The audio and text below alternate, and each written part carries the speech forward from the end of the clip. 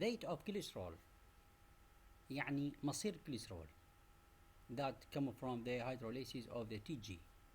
The adipose tissue lacks the enzyme glycerol kinase انه يحتوي على نسبة قليلة جدا او يفتقر لانزيم glycerol kinase. Hence the glycerol products and the lipolase والجليسرول الناتج من تحلل الدهون الثلاثية بالاديبوس تيشو cannot be phosphorylated here. يعني انه ورا ما يصير عملية تحلل للتي جي بالاديبوس تيشو to give the 3 molecules from the يعني from the fatty acid and 1 molecule of glycerol, the glycerol cannot be hydrolyzed or cannot be converted to glycerol 3-phosphate because the lacks the enzyme glycerol kinase. This enzyme explained in the glycolysis process انه عملية تحويل الجليسرول to glycerol phosphate by the glycerol kinase. This enzyme is not present in the adipose tissue. It is transported to the liver where it is activated to glycerol 3-phosphate. The latter may be used for the synthesis of triacylglycerol and phospholipids. Glycerol 3-phosphate may be also enter the glycolysis by the getting converted to the dihydroxyacetone phosphate. And this is key. The glycerol that obtained from the hydrolysis of the TG triacylglycerol by the lipolysis process in adipose tissue cannot be converted to active compound in the adipose tissue because decrease or no present of the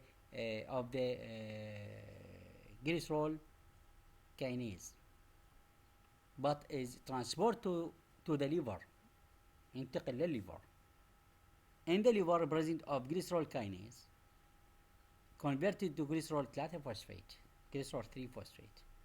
This compound may be take the two pathway. The first pathway is by glycerol 3-phosphate dehydrogenase.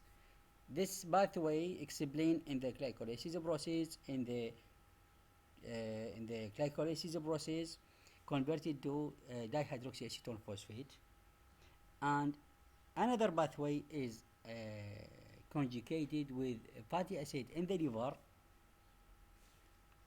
to give the triacylglycerol.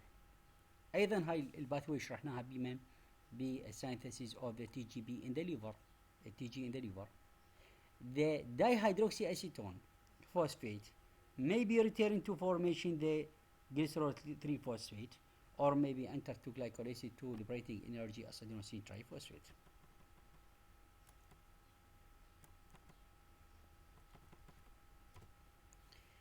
The fate of the free fatty acid. The fatty acid released in the adipose tissue enter the circulation and are transported in bound forms to the albumins. The free fatty acid enter the various tissue and are utilized for the energy. About 95% of energy obtained from the fats comes from the oxidation of the fatty acid. Certain tissue, however, cannot oxidize fatty acid in the brain and erythrocyte. المصير الآخر للمادة الأخرى that come from the hydrolysis أو the lipolase اللي هي free fatty acid that release from the adipose tissue تدخل السيركوليشن الدورة الدموية. طبعا this material are non-polar لذلك تحتاج إلى carrier. The albumin responsible for transport of the free fatty acid مسؤول عن عملية نقل free fatty acid, والفري فاتي أسيد اللي يدخل various إلى أنسجة مختلفة يستخدم كمصدر الطاقة by process يسمى بعملية الأكسيديشن of fatty acid. طبعا this process طبعا certain tissue however cannot be oxidized لا يستطيع الأكسدة داخل البرين ولا الار بي سي.